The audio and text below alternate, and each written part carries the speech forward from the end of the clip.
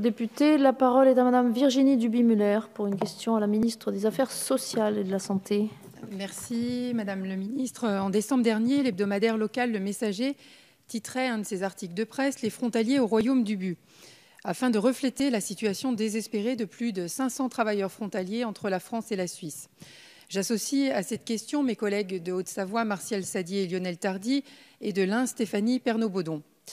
Vous le savez, les 97 000 frontaliers de la région lémanique, précédemment assurés via des organismes privés, ont dû basculer dans le régime de l'assurance maladie depuis le 1er juin 2015.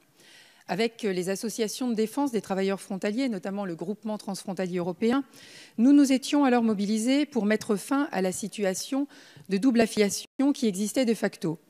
Un accord franco-suisse a été trouvé pour sortir de cette situation depuis le 7 juillet 2016, mettant en place, à caractère exceptionnel, un délai permettant aux personnes qui n'ont jamais formellement réalisé leur droit d'option de choisir définitivement entre l'assurance maladie française, la CMU, ou l'assurance maladie suisse, la LAMAL. La mesure a rapidement été mise en place côté suisse, mais côté français, la mise en application de cet accord n'est toujours pas effective, ce qui contraint quelques 500 travailleurs frontaliers concernés à payer une double cotisation pour la période considérée. À l'heure où nous attendons le jugement du tribunal des affaires sociales, que comptez-vous faire pour mettre un terme le plus rapidement possible à cette situation inéquitable et ubuesque ? Je souhaitais aussi rapidement vous interroger sur le projet de réforme des règles de sécurité sociale présenté récemment par le commissaire aux affaires sociales de l'Union européenne. Où en sont les discussions sur la possibilité pour les frontaliers d'être payés par le système suisse d'assurance chômage et non via le pays de résidence, comme c'est le cas actuellement ? Cela serait aussi plus équitable, d'autant qu'aujourd'hui, faute de rétrocession depuis 2009 en matière d'assurance chômage, eh bien cela crée un manque à gagner pour la France de plusieurs centaines de millions d'euros. Je vous remercie. Merci Madame la députée. Madame la ministre.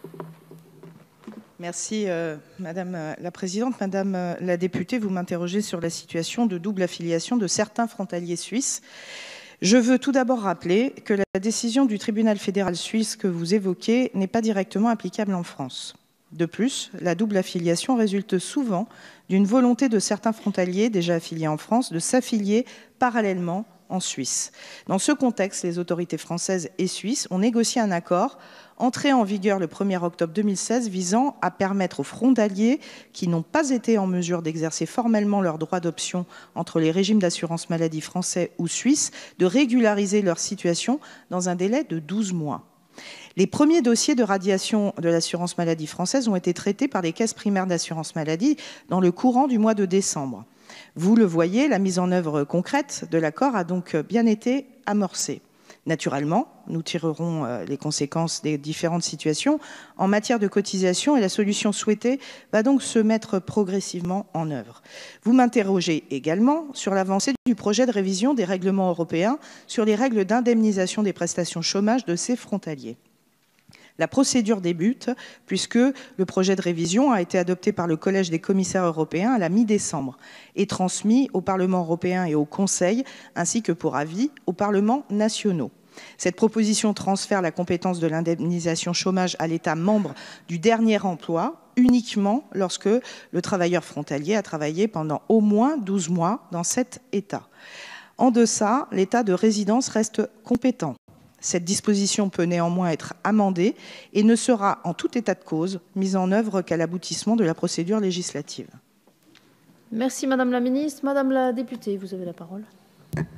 Merci Madame le ministre pour ces éléments d'actualité sur les sujets pour lesquels je vous ai interrogé. Et je voulais également mentionner le cas de